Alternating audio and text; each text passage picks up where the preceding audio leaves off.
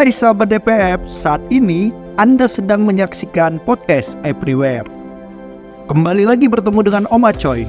Kita akan membahas beberapa fakta menarik terkait pengelolaan kopi, dari roasting sampai disajikan ke meja kopi.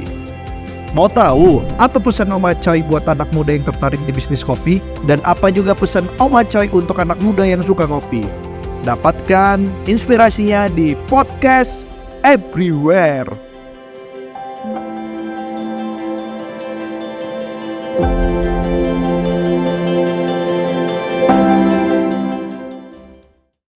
Assalamualaikum warahmatullahi wabarakatuh. Kembali lagi di podcast Everywhere. Masih bersama Om Acoy. Di obrolan sebelumnya kita ngobrolin terkait bagaimana proses kopi itu diproses di hulu. Bagaimana kopi diproses di hulu. Kali ini kita akan nyoba ngobrolin bagaimana ngeproses kopi itu di tengah dan di hilir, sehingga memberikan rasa-rasa kopi terbaik dengan Om Acoy. Di proses hilir nanti kita tanya di tengah di hilir ada proses apa aja dan bagaimana aja. Ini kita masih di tempat yang sama di Coffee of Things, slow barnya Om Acoy yang banyak line up kopi-kopi kali ini. Gimana Om? Kita kemarin udah ngobrol soal proses di hulu, soal petani kopi, soal bagaimana Coffee of Things menjadi panggungnya kopi-kopi lokal Indonesia. Kalau di proses di tengah dan di ujung ini, kira-kira ada proses apa aja? Ya, terima kasih. Kita jumpa kembali bincang-bincang tentang santai lah Om, perkopian ya. Ya.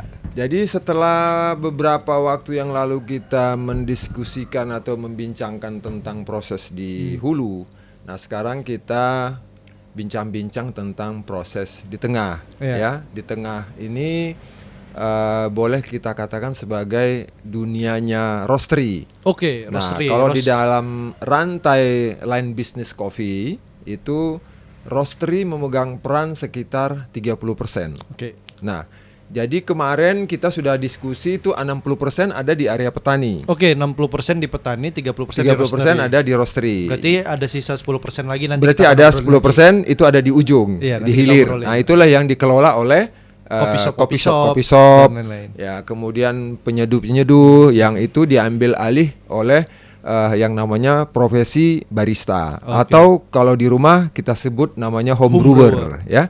Baik. Di tengah kita akan membicarakan tentang bagaimana sih kita menggoreng kopi ya. Setiap insan roastery atau yang pelakunya disebut roaster tentu punya masing-masing punya pengetahuan. Pengetahuan dasar, juga punya style, punya ciri gitu ya. Jadi jarang kita menemukan satu roaster dengan roaster yang lain itu bisa template-nya sama gitu. Pasti dia ada ciri ya. Ada benang merah yang membedakan.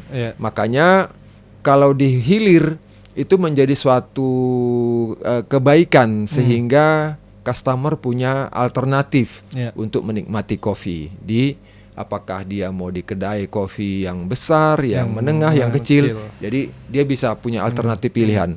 Kalau mau yang flavor A, style begini ke A, ini ke B, ke C. Jadi sekarang ini penikmat kopi sudah lebih mudah ya untuk menjelajah rasa kopi gitu ya. Nah, kembali kita ke kedai kita yang kecil mungil ini, Coffee of Things. Nah, selalu memang ada pertanyaan bagaimana sih kita mengolah kopi itu dari yang kita peroleh dari petani. Nah, raw material kita adalah memang green bean. Ya. Jadi raw material ini kita peroleh dari komunikasi kita dengan petani-petani daerah, terutama yang seperti kita diskusikan sebelumnya, kita selalu mengangkat kopi-kopi di daerah, di lokal, kopi lokal yang belum punya panggung gitu ya. Sehingga halayak kopi khususnya di Jabodetabek itu paham ada kopi-kopi lain yang layak dicoba selain kopi-kopi yang sudah punya nama sebelumnya, misalnya katakanlah Gayo, Sidikalang, Mandailing, ada Palasari, Puntang, Ijen, Mekarwangi, kita ke Jawa Tengah ada Temanggung misalnya kan. Padahal di masing-masing daerah itu ada kopi-kopi yang belum diketahui gitu. Karena dan kualitasnya luar biasa juga gitu. Karena apa? Saya selalu menemukan tamu-tamu yang datang melihat line up di rak kita itu, ini dari mana kok nggak pernah kedengaran gitu ya. Nah, jadi ini menjadi suatu hal yang menarik kan.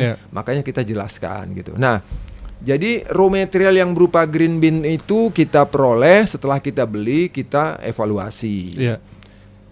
Dia proses pasca panennya apa? Kalau dia proses pasca panennya wet, kita menggorengnya demikian. Kalau dia dry, bisa dikatakan natural, honey atau yang fermented, wine atau aerob gitu ya. Kita memperlakukan penggorengan juga beda ya. Tapi konsep yang ada di kedai kita adalah seperti yang kita sebutkan tadi, ciri. Coffee of Ting selalu menggoreng, mencirikan kopinya itu lebih. Setiap kopi yang kita goreng, kita upayakan unsur sweetness dan body itu pasti menyertai di dalam hasil akhirnya gitu ya. Walaupun body itu kadang-kadang karena varietas kopinya tidak terlalu menggambarkan body yang berat, tapi paling tidak dengan proses roasting tertentu kita mencoba menebalkan itu rasa manis dan rasa body kopi. Bodinya itu yang apa? Body itu yang tekstur. Jadi terasa di rongga mulut kita itu seperti kita mengkonsumsi susu. Jadi penuh gitu ya. Jadi yang berasa gitu ya. Nah, itu namanya tekstur atau body. Nah, kalau sweetness itu kan berarti manis. Berarti di ujung lidah ya gitu. Sedangkan pahit itu ada di belakang lidah, sedangkan asam itu ada di rear-nya lidah kita, di pinggir-pinggir gitu ya. Nah, jadi kopi yang kita peroleh, kita evaluasi dulu sebelum digoreng. Kalau yang wet, kita ukur densitasnya berapa, ya. Kemudian moisture levelnya berapa. Nah, karena kita tidak punya alat-alat canggih, kalau alat canggih tentu kan ada nilai jual. Iya benar. Nah, kita belum punya alat-alat itu, makanya kita menggunakan konsep-konsep nenek moyang lah. Apa ya? Balik ke nenek moyang. Nenek moyang, karena kita kan harus yang kita pandang itu masih memungkinkan, tapi kita tidak perlu mengeluarkan biaya. Kenapa enggak gitu kan? Sehingga kearifan lokal itu masih ada di dunia modern ini. Betul nggak? Iya, sentuhan tradisional, natural, sentuhan itu masih ada. Iya, inilah yang kita coba usung di situ. Misal kita kalau memilih kopi menggunakan tampah, ya kan? Jadi kita menampi, istilahnya orang Melayu bilang menampi, kita tampi gitu ya. Nah, seperti itulah. Itu menunjukkan bahwasanya di sini masih kental, hal-hal tradisional itu masih kental gitu ya. Nah, begitu juga dengan density. Density kita nggak punya alat gitu ya. Ya kita ukur dengan gelas ukur, kita ambil kuantiti tertentu, kita timbang, nanti kita bagi gitu kan. Antara massa sama volumenya kita kali 1000 karena liter ya. Nah, ini udah belajar fisika. Jadi kita hitung. Nah, misalnya di scale kita ini menggambarkan di situ misalnya di bawah 750. Berarti seorang roaster harus punya pemahaman. Kalau dia di atas 750, ini biji keras. Berarti density-nya padat gitu ya. Tingkat kerapatannya padat, maka temperatur charge-nya kita perlu yang relatif tinggi. Nah, karena mesin saya juga mesin yang tidak terlalu canggih ya. Karena kita masih mengangkat micro roastery dan kita juga produsennya juga lokal, tapi menurut kita cukup memadai lah untuk senjata kita. Maka mesin kita drumnya itu dari stainless, iya kan? Jadi dari stainless. Maka density-nya berapa? Kalau angka 750 itu ketentuannya adalah kita harus main api, namanya itu environment temperatur gitu ya. Itu temperatur drum, ada bin temperatur. Ya, kita main di atas 170 derajat Celcius. Minimum gitu ya. Nah, tapi kalau dia misalnya di bawah 750, lebih kecil, katakanlah range antara 700 sampai dengan 740, kita biasa main di 165 gitu temperatur charge-nya. Gitu ya. Nah, begitulah gitu kita di sini.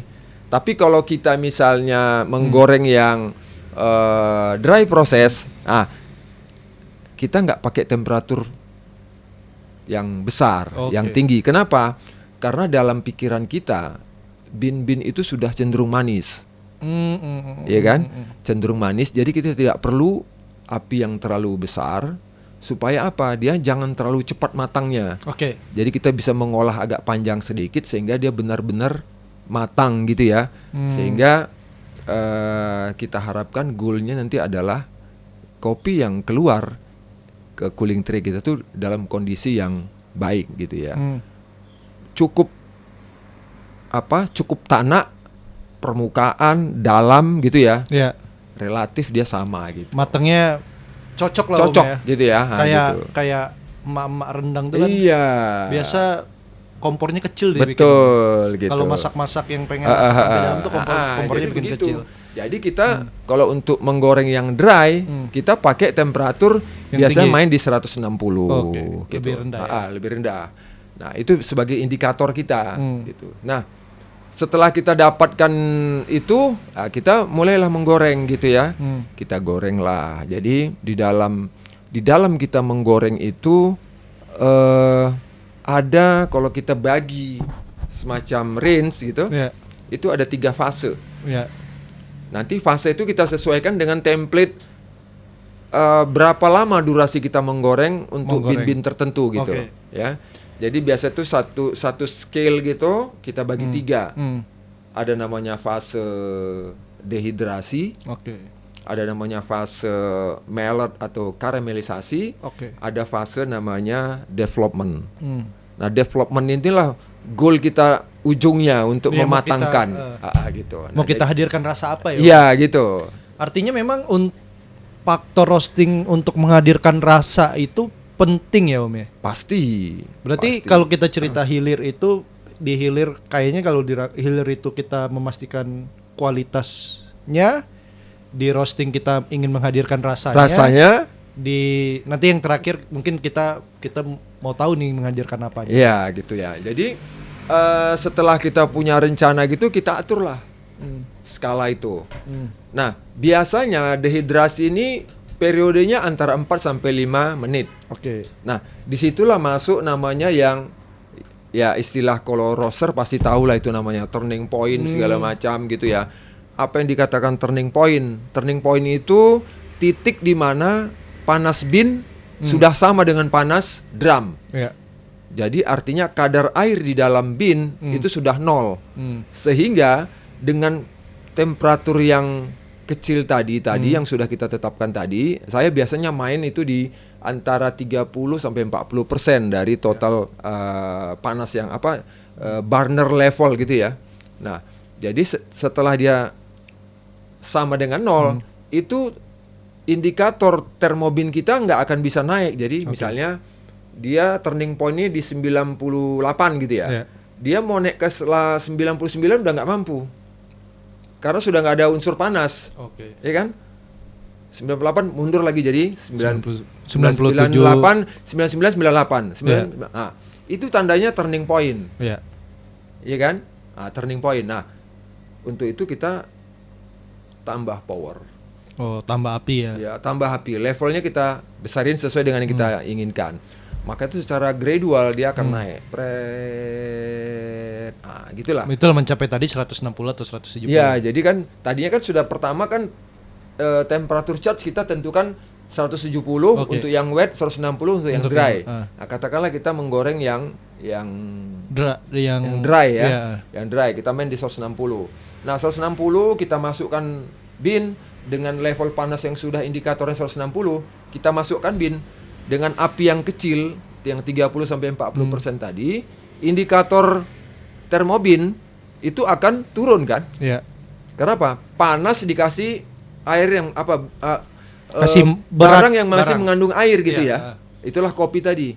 Jadi panas itu terserap sama bin kan. Makanya indikator termobin akan turun. Nah, itu dia menjadi 90 98 gitu ya. Jadi ingat sebenarnya tadi dari penjelasan Om Aceh itu jadi ingat hukum kekalahan energi. jadi tidak ada panas yang berkurang, ada panas yang berpindah ya. Iya, seperti gitulah gitu ya. Nah, makanya di dalam mesin itu pun panas tuh namanya heat transfer, itu bisa ada 3 macam. Nah, itu semua dipakai. Jadi ada namanya panas konduksi, panas konduktif, ada panas radian. Nah, itu berlaku di mesin roasting gitu. Nah, jadi kalau biasa di pertama kita panas konduksi, yang di tengah kita pakai panas konduktif, di ujung development kita biasa pakai panas radian. Artinya apa? Biji kopi itu sudah mengeluarkan panas. Jadi di awal dia menyerap panas, ya kan, endotermik. Di ujung dia sudah setelah post crack dia mengeluarkan panas, namanya exothermic. Nah, jadi kita nggak perlu lagi menggunakan panas burner. Kita cukup menggunakan panas yang dihasilkan dari biji kopi itu sendiri. Itu yang dibilang dia panas radian itu. Panas radian. Ya. Jadi kembali kita ke konteks yang tadi itu. Jadi 3 fase itulah yang kita pantau. Nah, ciri kita di sini adalah mengusung style yang ada unsur manis tadi yang kita jelaskan. Makanya kita memanjangkan periode karamelisasinya, tentu dengan trik yang biasa kita lakukan.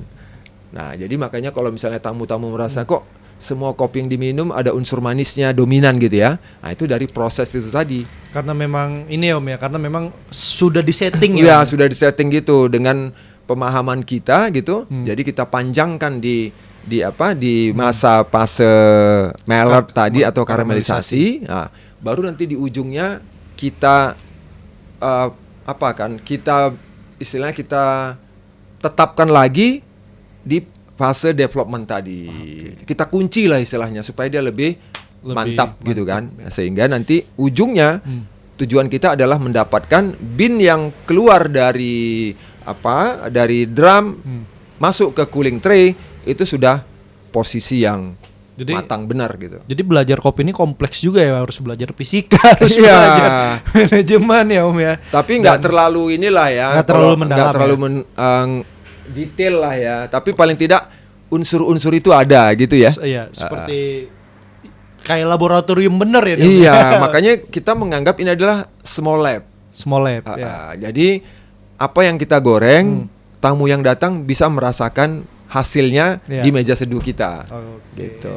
Jadi itu tadi kalau udah cerita laboratorium, ceritakan pasti cerita presisi gimana aktivitas penyajian kopi, aktivitas pengelolaan kopi itu harus benar-benar terukur sehingga kita bisa menghasilkan ini. Tapi tadi Om Acoy bilang masih menggunakan local wisdom ya. Kearifan-kearifan lokal. Itu berarti sebenarnya kearifan-kearifan lokal orang-orang tua kita dulu itu bener juga mengedepankan presisi ya Om ya. Pasti. Berarti kalau dulu kan mungkin orang-orang tua kita dulu, leluhur kita mungkin nggak belajar fisika, nggak belajar ini, tapi mereka sudah karena kebiasaan itu menggunakan intuitifnya atau gimana Om? Ya, hitung-hitungannya kan berarti berdasarkan intuitif. Ya betul. Intuisinya kan. Betul. Gitu. Kalau saya memandang dulu kan saya memang senang di dapur ya. Waktu masa-masa kecil saya selalu membantu orang tua, misalnya motong terong, motong kacang panjang gitu kan, itu kan bincang. Jadi kalau sudah masak gitu, coy, tolong kau masukkan itu, iya kan? Kau masukkan itu, seberapa banyak mak? Kayak kita, masukkanlah secukupnya, seujung sendok makan itu. Jadi tanda petik secukupnya. Secukupnya itu kan sudah nggak jelas ya, berapa gitu. Nah, secukupnya itulah yang tadi itu resipi dari kearifan lokal itu. Jadi secukupnya itu yang berulang-ulang sehingga pada titik tertentu kita akan tahu seberapa enaknya. Oke. Gitu. Jadi intuisi tadi Yang dengan itulah yang namanya experience tadi. Eksperimen menghasilkan experience. Gitu. Oke Om, kita cerita soal tadi Om Aco udah cerita roasterinya, gimana proses Copy of Things ngebangun karakternya dan karakter itu alhamdulillah diterima ya Om ya. Ya, alhamdulillah. Jadi tamu-tamu kita suka lah ya, gitu. Karena apa ya? Hal yang baik itu kan, saya sebenarnya background saya ini nggak ada hubungan dengan kopi. Ya. Ini ya. Major saya adalah accountant, ya kan? Major saya accountant. Tapi di dalam ilmu akuntansi itu ada yang namanya konfirmasi. Jadi bukti yang otentik kalau kita untuk mendapatkan apakah itu wajar atau tidak, itu adalah bukti yang kita peroleh dari pihak luar. Oke. Nah, pihak luar itu kalau kita tarik ke dalam kedai kita berarti adalah tamu, berupa testimoni, experience apa yang terbangun di dalam pengalaman mereka. Jadi testimoni itu yang kita terima, arahnya positif. Alhamdulillah. Diterima gitu. ya Om. Ya diterima, gitulah. Artinya saya juga melihat ada kecermatan dari prosesnya Om Acoy kalau kita bandingin. Misalnya kalau kayak saya lah, kalau mau ngopi enak tuh mungkin ngopi ke mall, ngopi ke store-store yang udah gede dengan harga yang apa ya, yang cukup tinggi. Sedangkan di sini masih affordable. Kalau kata Pak Erick Thohir kan, anak-anak muda sekarang nggak bisa beli rumah karena kebanyakan ngopi. Tapi kalau ngopinya di sini, saya rasa kalau seminggu sekali 2 kali masih bisa lah nabung untuk bangun rumah. Itu apa Om, kecermatan mungkin yang Om Acoy lakukan sehingga masih berupaya menghasilkan sajian kopi terbaik tapi masih affordable lah dengan orang-orang. Ya tentu kan begini, kopi itu kan bagian daripada leisure. Dia itu untuk menikmati sesuatu gitu ya. Untuk santai kah, untuk membangun experience atau membangun relasi dengan teman-teman lain gitu ya. Jadi yang paling penting adalah kita harus bisa mengukur kemampuan dengan keinginan. Iya enggak? Nah, kalau kita hanya mengedepankan keinginan, itu yang mungkin kata Pak Thohir tadi. Bisa, kalau orang Melayu bilang besar pasak dirikan tiang. Gitu enggak?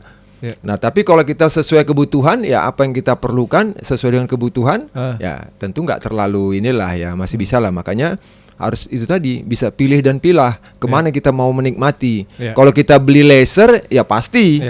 Karena laser itu kan untuk memanjakan diri. Iya kan? Nah, kalau misalnya kita memanjakan diri ke tempat yang fasilitasnya boleh kita bilang sophisticated, ya tentu harganya mahal. Iya kan? Nah, tapi kalau kita yang biasa-biasa saja, kita hanya mau menikmati kopi, tidak perlu hal-hal yang lain, ya kita bisa pilih kopi-kopi yang berkualitas tapi dengan penyajian yang ala kadarnya, tapi dengan kualitas tetap terbaik tentunya dengan tanda petik ya, gitu. Jadi tinggal tergantung aja. Kalau orang Melayu bilang tepuk dada tanya selera gitu. Tepuk dada tanya selera. Gitu. Mungkin itu ya. Saya tidak bisa cerita banyak tentang itu gitu ya, karena saya nggak expert di situ ya, gitu.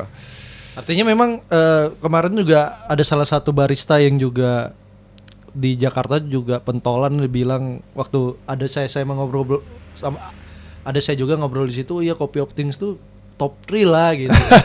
Terima kasih. Top 3 lah untuk, maksudnya dia juga amazed dengan bagaimana beans kopi di sini rasanya oke, tapi masih affordable buat orang-orang yang benar tahu kopi enak atau enggak. Itu berarti karena tadi juga ya Om ya, kita kan udah cerita proses hulu hilir itu sangat menentukan ya, sehingga lahir Copy of Things yang bisa bisa menghadirkan kopi-kopi terbaik yang affordable lah buat teman-teman. Om Acoy juga di sini kan, Om Acoy juga banyak murid-murid ya, anak-anak muda yang belajar kopi, yang belajar roastering sama Om Acoy, yang ini. Artinya kan potensi kopi kita untuk menjadi satu komoditi yang besar itu besar, Om. Yeah. Menjadi komoditi yang hebat tuh besar nanti ke depan. Om Acoy sendiri ngelihat seberapa optimis sih kopi kita akan sangat membesar dan sangat dicintai oleh orang-orang, Om? Ya, ini perakiraan, Yeah. ya.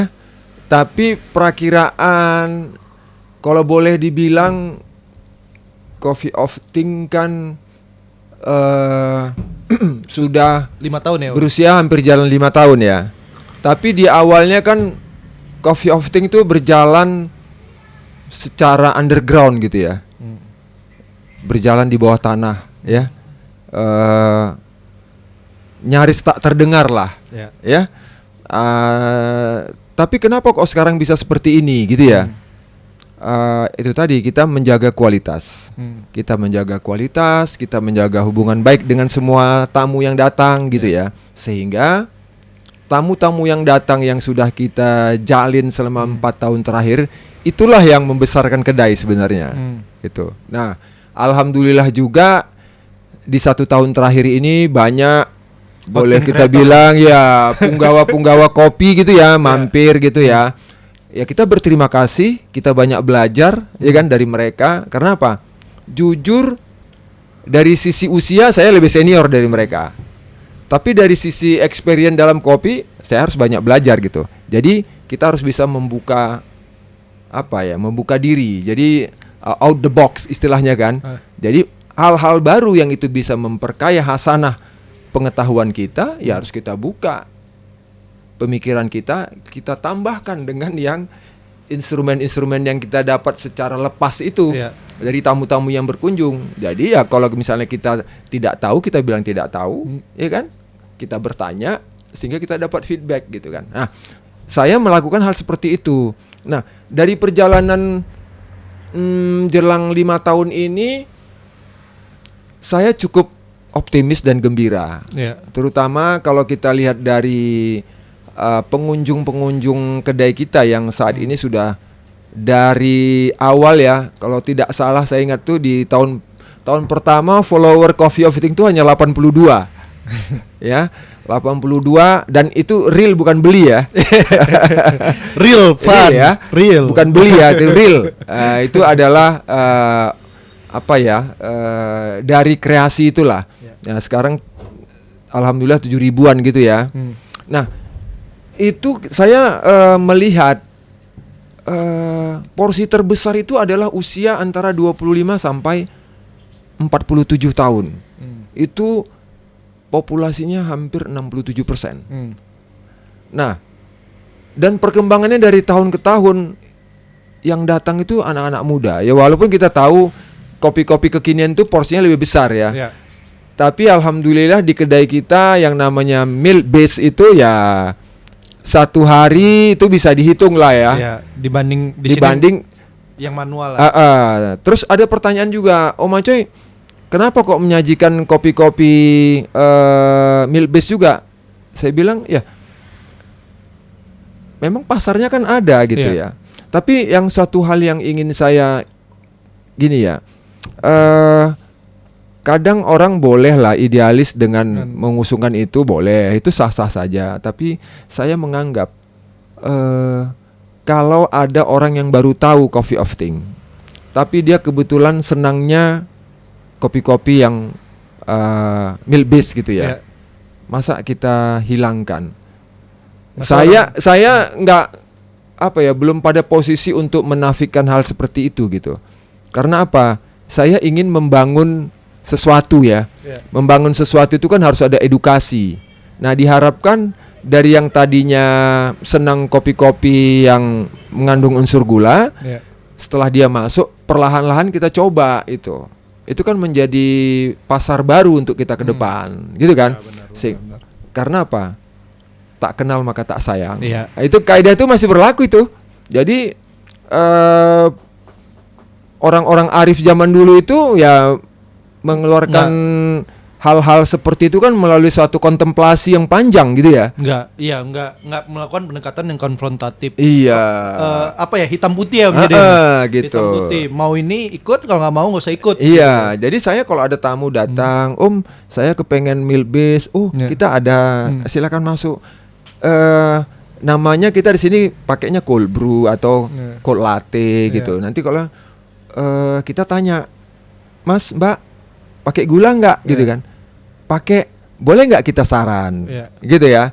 Kalau bisa jangan kasih gula dulu, gitu kan? Coba dulu antara espresso sama creaminya susu yang pasteurisasi, yang fresh milk. Nah, nanti kadang-kadang kalau mereka coba enak, kok enak ya Om? Berarti kan sudah dapat nih. Ini calon pasar kita nih, gitu. Nah, saya memandang seperti itu. Jadi saya lebih longgar lah ya. Lebih longgar. Kenapa? Mungkin karena faktor usia kali ya. Sudah lebih wise. Sudah faktor usia gitu ya. Tapi kita cerita nih Om Aceh mengusung konsep slow bar, kedai kopi. Kalau kita orang Sumatera Utara, kedai kopi itu kan erat dengan makombur. Iya. Dengan cerita di sini saya juga dapat experience itu. Dapat di slow bar ya. Slow bar itu adalah tempat antara tamu dengan tamu lain yang stranger kalau bahasa anak sekarang ya, memang orang yang kita nggak tahu sebelumnya, jadi kenalan, jadi ngobrol dan lain-lain, jadi makombur juga. Memang sebenarnya dari perspektif Om Aceh sendiri, kopi dengan bercerita itu berdekat-dekatan ya Om ya, atau memang ngopi kalau nggak ada ceritanya tuh nggak asik ya Om? Atau gimana Om? Jadi memang itu ya, itulah mungkin kelebihan kita lahir dan besar di sana gitu ya. Jadi bercengkrama dengan sesama itu kan mengasihkan. Sehingga kita dapat hal-hal baru yang tadinya mungkin kita tidak tahu, kita menjadi tahu gitu kan. Nah, jadi itu satu. Yang kedua, sebelum kedai ini buka, saya survei juga gitu ya. Survei ini konsep seperti apa yang kita usung. Gitu ya. Nah, sehingga muncullah kenapa enggak kita buat seperti kita dulu kalau minum sama uak-uak kita gitu kan. Nanti kalau kita ada ngumpul sama uak duduk kan, ada goreng gitu kan. Nah, kita dikenalkan sama yang lain. Kenalkan kalian nih ponakanku. Kan gitu kan. Kenalan. Jadi kan kita nambah teman ya. Gitu. Nah, jadi saya mencoba dibuat aja konsep gitu. Nah, jadi itu relate dengan yang istilah yang disebutkan slow bar tadi gitu kan. Gitu kan. Jadi kopi yang katanya ya ini belum ada yang definisi yang definitif ya. Masih bisa orang bisa maknai dengan apa-apa. Betul. Dan sah-sah saja. Tapi yang paling tidak benang merahnya adalah slow bar itu tidak ada jarak. Kalau saya memandangnya tidak ada jarak antara kita sebagai orang yang aktif di belakang bar dengan tamu.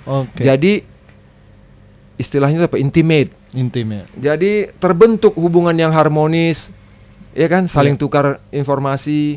Dan yang lebih mantap lagi menurut saya adalah kalau kita bisa sebagai konduktor. Konduktor itu kan semacam kita mengarahkan gitu ya. Iya, kayak ibu-ibu kalau ada video viral belakang tuh ibu-ibu. Iya, jadi penuh semangat ya Om ya. Kita mungkin karena dari sisi usia saya lebih tua, jadi saya sebagai konduktornya. Jadi kalau ada tamu yang sudah ada duluan, datang tamu baru, saya berusaha untuk memperkenalkan mereka gitu. Jadi kalau yang mau kopi opting cari jodoh bisa juga ya. Tapi alhamdulillah sekarang itu ya antara tamu satu dengan tamu yang lain itu sudah saling kenal. Saya di sini gitu. Pertemanan saya di sini kan bukan pertemanan saya dari kantor atau pertemanan saya dari mana memang. Akhirnya kan ketemu sama Mas Apip, ketemu sama beberapa teman yang lain lah, yang satu akhirnya jadi satu circle. Iya, itu kan jadi asik ya. Nah, ada yang profesi macam-macam. Ada arsitek, ada electric engineer, ya kan? Ada civil engineer, macam-macam. Ada lawyer, ya kan? Gitu. Nah, jadi begitulah.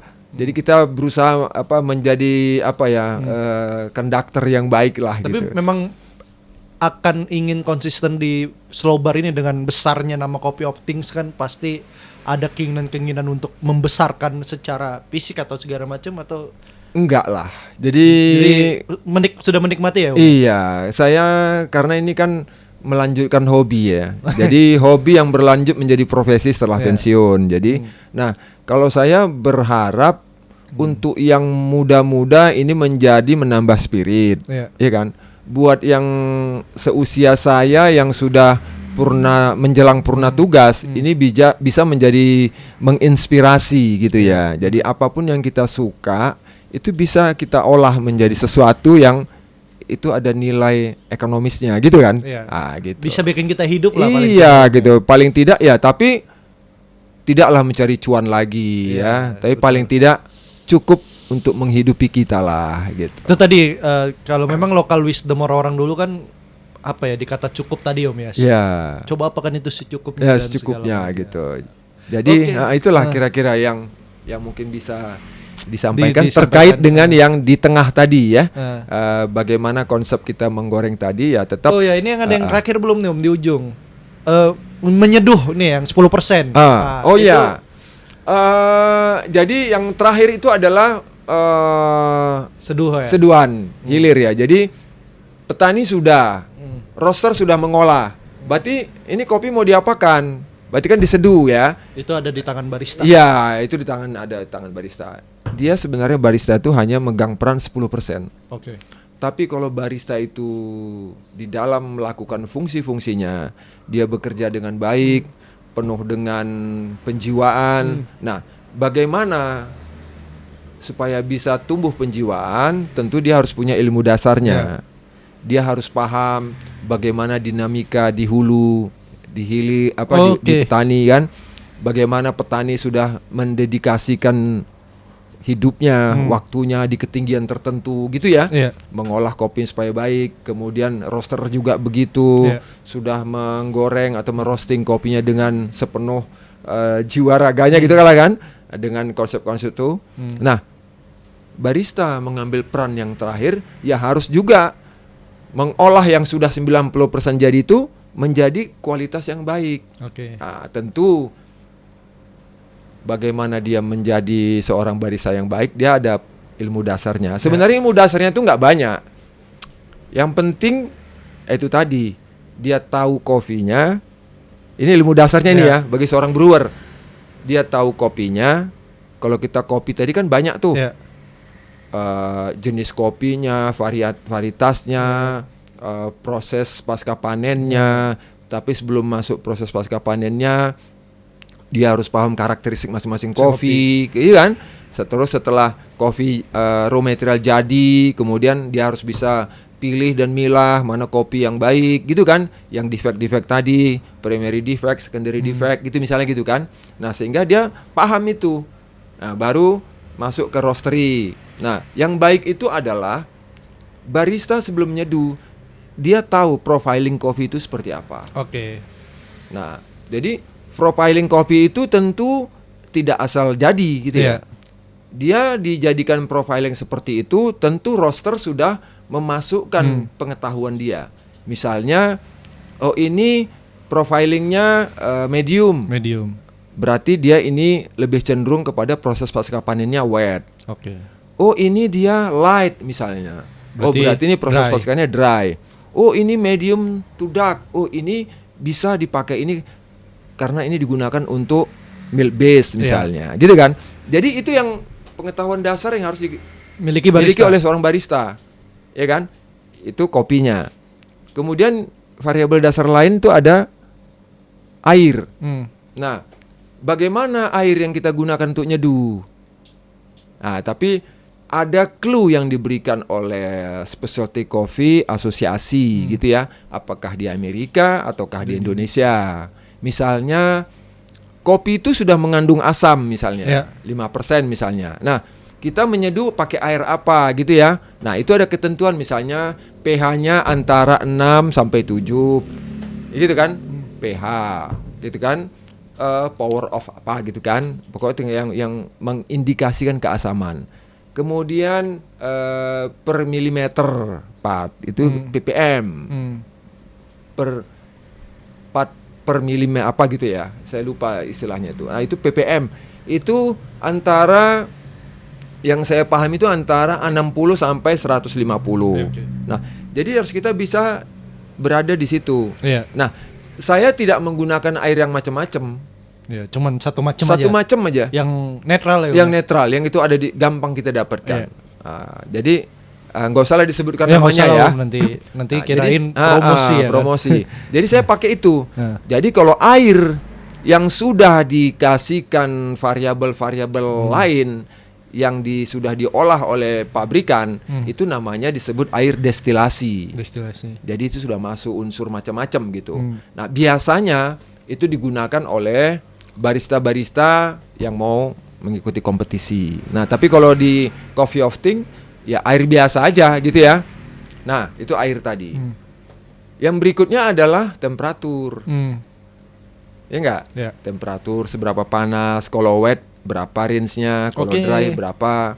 Nah, itu barista harus paham. Ya kan? Nah, itu temperatur. Terus green size. Itu variabel ke-4, green size. Nah, green size itu dia juga harus paham. Nah, masing-masing mesin itu akan menghasilkan gilingan yang berbeda-beda pada level-level tertentu gitu ya. Itu green size. Yang kelima, rasio. Rasio itu untuk menandakan berapa banding berapa antara air sama kopi. Nah, itu nanti bisa menentukan kalau mau tebal rasionya dipendekin, kalau mau agak-agak soft atau watery rasionya dipanjangkan. Nah, yang terakhir tuh contact time. Nah, di situ di Specialty Coffee Asosiasi menyebutkan contact time itu kalau untuk manual brew itu antara 2 sampai 4 menit. Seperti gitulah. Jadi aspek ini harus dipahami oleh seorang barista. Yang ya, itu variabel dasarnya. Baru dia ke tengahnya, kalau dia sebelum menyeduh, dia di barnya pakai dripper apa? Beda-beda dripper akan beda flavor juga. Beda perlakuan. Karena apa? Ini kan terkait dengan masalah ekstraksi. Ekstraksi itu adalah perpaduan bertemunya antara air panas dengan temperatur tertentu dengan ground coffee atau kopi bubuk itu. Ya kan? Nah, jadi metode ekstraksi itu kan ada macam-macam. Ada perendaman, immersion, ada yang namanya perkulasi, seperti ini. Nah, apa yang dimaksud perkulasi itu? Perkulasi itu ekstraksinya kombinasi antara agitasi dan turbulensi. Yang dia menggunakan filter dengan mesh tertentu gitu kan. Nah, itu perkulasi. Kalau tadi immersion perendaman. Nah, ada nama lagi perkoksi. Jadi itu antara perendaman tapi ada kombinasi lain. Ada pemanasan dengan temperatur tertentu. Misalnya kopi Turki ibrik. Nah, itu pakai tambah pemanasan. Terus mocha pot. Iya kan? Terus sipon. Nah, itu kan dibakar tuh. Iya enggak? Ada macam tanur di bawah dibakar. Jadi tinggal naik dia kan. Itu. Nah, yang terakhir ada metode ekstraksi yang namanya pressure. Nah, itulah yang membuat milk base ya, espresso. Jadi kombinasi antara tekanan dengan temping, green size sama itu temperatur. Ya. Tekanan itu kalau di mesin kan ada bar.